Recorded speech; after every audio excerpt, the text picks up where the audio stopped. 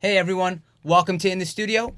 Once again, my name is Jason Goldman, and today we're going to be talking about basic music production setups, in particular for those just starting out with music production. So let's dive right in.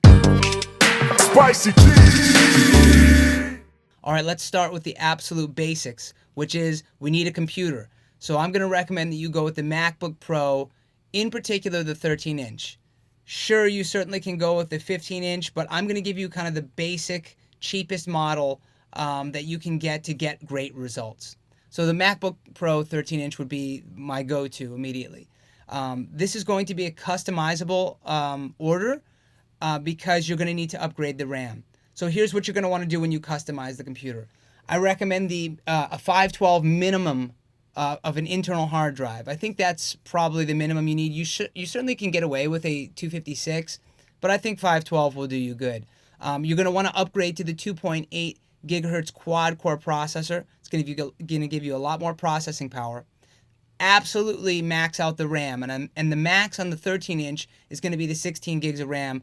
I do believe on the 15-inch you can get up to 32 gigs of RAM, but I think at least for audio, 16 gigs will be plenty. That's what I use, and I never have a problem. I do also recommend that you bump it up to an i7 processor as opposed to the standard that it comes with, which is the i5. It's just going to be a faster process in general. So all total, if you're able to get the education discount, which most of you watching who are aspiring music producers tend to be either be going to school or students, if you go to the Apple Education Store, you'll be able to get this computer $2349 plus taxes, etc. So that would be the absolute basic for the computer. The next thing you're going to need is an external hard drive. Now I put two external hard drives down here, but you could get away potentially with one external hard drive. Why do you need them? Well, number one, you usually do not want to write to your internal drive that you have in your computer. We want to save all that processing power for everything that you're going to be doing in the software. So the more stuff that we can offload onto the hard drives, the better. So in this case, you'll need at least one for what's called a session drive. So all of your recording sessions will be on one drive. I put two down here on this configuration because I also have what's called a sample drive. Over the years, you just collect samples and you create samples, and your libraries become quite huge. So I have one sample drive and one session drive. The reason I say that you only really need one is because, especially nowadays, producers are using Splice more and more, which is a subscription service for samples. So you can, in essence, not even have your own sample library. You could just have a subscription, then just pull samples from there, so you wouldn't even necessarily need a drive just for samples. But at the bare minimum, you'll need one. And I certainly recommend the one that most people use, at least in the music industry, which is the LaCie external hard drive. I put down here the 2 terabyte, the rugged mini USB 3.0. They do have a USB-C for those of you who have new Macs. They have the Thunderbolt for those of you who have a little bit older. But I think just in general, USB 3.0 is fine, again, as your basic setup. These are about $110 each on Amazon. And I certainly recommend them. Most video people use them as well. They're probably the most used drives. The next thing we're going to need to do is pick out a digital audio workstation, also known as a DAW. You have a bunch of options. If you just get a Mac and you're like, well, I'm not even sure I want to do this, all Macs come with GarageBand, which is a great introductory program to learning how to produce music. That'll run you $5 if you just get it off the Mac store. If for some reason you have an Apple or a Mac computer that didn't come with GarageBand, you can also get I put 3 options down here, but there's usually 5 or 6 other options. Pro Tools is the one that you see in all of the studios. It is a $600 if you buy it outright. But they also have a subscription service which will cost you about $30 a month. Then you could choose Logic X, which is made by Apple. It's kind of the upgrade from GarageBand, and that'll run you $200 total. And then the Ableton Live, which is I think more of I even though it's a great music production tool, I think it really excels in the live aspect where DJs are producing and playing stuff live. You're going to want to go with Ableton Live, which is about $450 for their standard DAW. Now, there are certainly other programs, Cubase, FL Studio, Fruity Loops. You can use tons of different programs. They all do roughly the same things.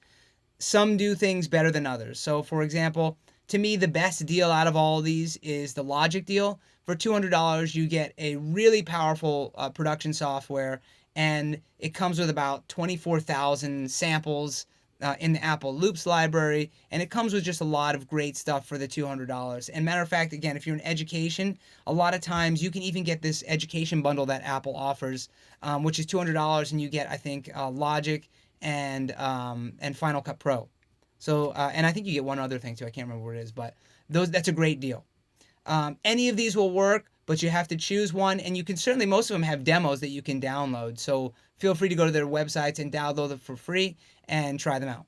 The next thing we're going to need for our basic recording setup over here is some absolute basic essential gear, which is number one, we're going to need a MIDI controller. So you can see down here I have the Akai Pro MPK Mini MIDI controller. By the way, all of the stuff that I'm recommending, I'm recommending it because it's cheap, but it also does all the functions that you need it to do. So this one's $100. The reason I chose this one over some of the other ones is because it has beat pads on it.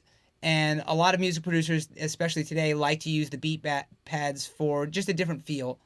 Sometimes, it's a different way to be creative. It also has a pitch bend. It has some fader knobs and some pan knobs. So it really gives you a variety of stuff to do, even if you wanted to use this live. The action on it is not very good, meaning, when you play on it, it feels like a toy. I mean, it is $100. It's a portable MIDI controller, but it will at least do the job to get some MIDI data into your computer. The next piece of gear we're going to need is some good quality headphones. And I recommend the Sennheiser HD280s, the Pros. They're $100 and they're super flat. Remember, when we are doing music production, we don't need headphones that enhance any part of the musical recording, like Bose headphones or Beat headphones, right? Where all of a sudden it sounds just really good on those headphones. We're not looking for that. We're looking for flat response, as flat as we can get, so that we can really hear what the music sounds like, so we can make adjustments based on absolutely no enhancements to the music. So I recommend the Sennheisers. Sony also makes some good headphones, and there's a couple other companies, but in general, most studios will have the Sennheisers or the Sonys. The next thing we're going to need, if you plan on doing vocals or recording any live instruments, would be a microphone. And this is one of the cheaper microphones that I feel is a solid microphone to get started. This is the Blue Mic, the Yeti microphone. It's a USB microphone, and it costs $130, I think, on Amazon. I chose a USB microphone because, again, this is a basic setup. So this can go right into your computer. Your computer will recognize it almost immediately, and you will be able to start recording vocals or an instrument right off the bat without too much trouble. The last thing you'll need to go with your microphone, if you're going to be doing some singing or having a singer work with you, is to get a pop filter.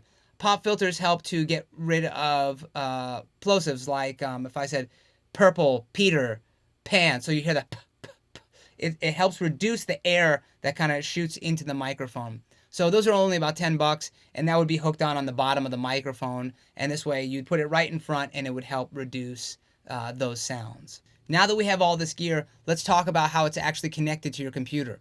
You're going to need some dongles in some cases, because if you have a new Mac, you will need to have the USB-C to USB 3 converters in order to plug them in. So for example, our first piece of gear, the microphone, will actually need a dongle. You'll need to have your USB-C dongle that goes to USB 3 and connect the microphone right to there with the cable. The second thing we're going to do is we're going to do the exact same thing with the MIDI keyboard. It's going to go in via USB 3. The headphones will go in through the 1/8-inch stereo jack that you have on the side of your computer. And if you bought USB 3 hard drives, you'll need dongles for that. But these drives also come in USB-C. So if you did happen to buy the USB-C version of these hard drives, you can plug these actually directly into your computer without having to get any dongles. Okay, so let's just recap as to what we talked about today. Definitely look at purchasing a Blue Mic, the Yeti, and I have that on here for $130. We talked about also getting a pop filter, which costs you roughly about $10. There are more expensive ones, but you don't need them. The Akai Pro MPK Mini MIDI controller. This one is about $100. And then we talked about the Sennheiser HD280 Pro headphones, which are also $100. Again, these are all just recommendations for starting out as a beginner. You can certainly get different mics or MIDI controllers or headphones or even different pop filters if you'd like. But this will give you a great start. And if you take a look at this list, it's just a little bit over $300. Now that you have all the basic gear and how it's all connected, you should be able to have a great time producing music in your room. I hope this video was helpful, and if you have any comments, please feel free to leave them down below. Thanks, guys. Peace. Spicy G.